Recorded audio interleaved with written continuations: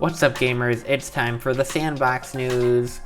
This week we have new realistic arms, updates to construct, improved nav mesh, so NPCs can actually jump and crouch, a lot of updates to Minigolf, a new showcase of post-processing, and a lot of work on virtual reality. Become the game. Let's start with the new realistic arms. The S&box dev blog came out the other day. There wasn't much in it that I haven't covered in these videos, but one new thing is these realistic first-person arms. These will be the default Viewmodel hands. Currently in-game we're seeing the hands from Rust.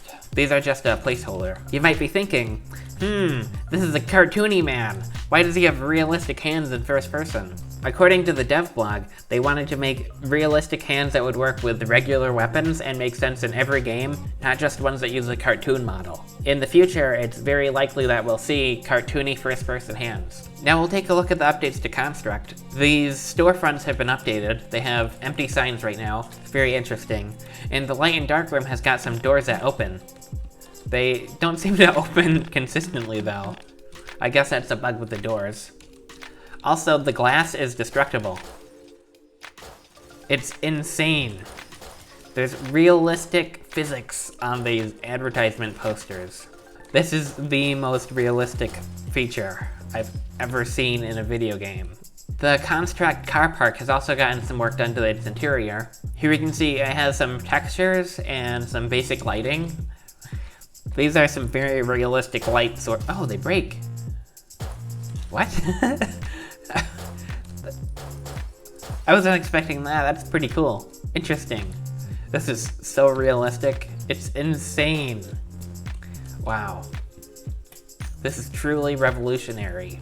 Also, the windows in the car park are now breakable. Insane. There's improvements to AI navigation. Now we'll actually be able to read Nav Mesh Attributes. This allows NPCs to do things like jump and crouch. Previously, this was basically impossible. In my NPC zombie game mode, instead of climbing, the zombies would just float upwards when they touched a wall, because there was no way to detect when they were supposed to jump. We have a ton of updates to Minigolf and the Minigolf Map. The UI has gotten a rework. Here's what it looked like a couple weeks ago. And here's what it looks like now. Here are the updates to the Minigolf Map.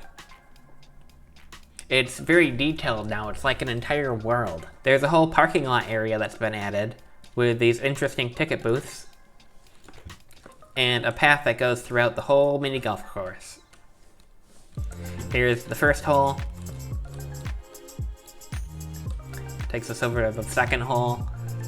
And believe it or not, after the third hole, we come to the fourth hole. It's very interesting. Here we can see this little bridge and the windmill. It's very interesting. Ooh, it's even 3D, it's detailed.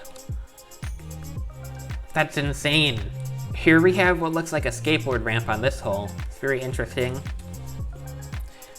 We have a little seating area with information, ticket booth thing. There's a lot of detail on the map. Inside this booth, we can see some burgers and an explosive barrel. Very interesting. And here's the big loop.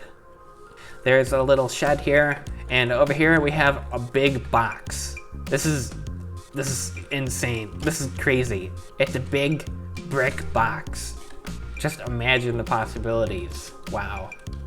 The dev blog included a nice preview of all the post-processing effects. Here we can see saturation, chromatic aberration, Panini projection, lens distortion, sharpen, vignette, blur, pixelate, film grain, and motion blur. There's also some more environment props that we can see here. Next up we have updates to VR. There's a lot of work being done behind the scenes on the API, but it's not in the game yet. We do have this preview of an upcoming VR game mode. It's Slingshot Siege. I'm not entirely sure what you're going to do in this game mode, but as we can see here, it involves a slingshot and some sort of siege on castles. This is going to be a two-person multiplayer game. I imagine the objective is to sling your balls into the enemy's fortress. I'm not sure how you'll defend your fortress yet. I guess we'll find out in the future. I also made a basic VR game mode. It's table tennis. It's insane. You have a racket and you have a ball, and you have to hit the ball across the table. I also added a physics prop that you can throw the ball at. It's very interesting. This is the default size of the light. It's actually pretty massive. I also added this robot that throws balls at you. It's insane. You're supposed to hit the ball and knock it back to the other side. It's insane. This is so realistic. It's like I'm actually playing table tennis right now. This is the most realistic sandbox game mode I've ever made. Wow, this is revolutionary. Another thing that's revolutionary is the subscribe button. So click like and comment and subscribe.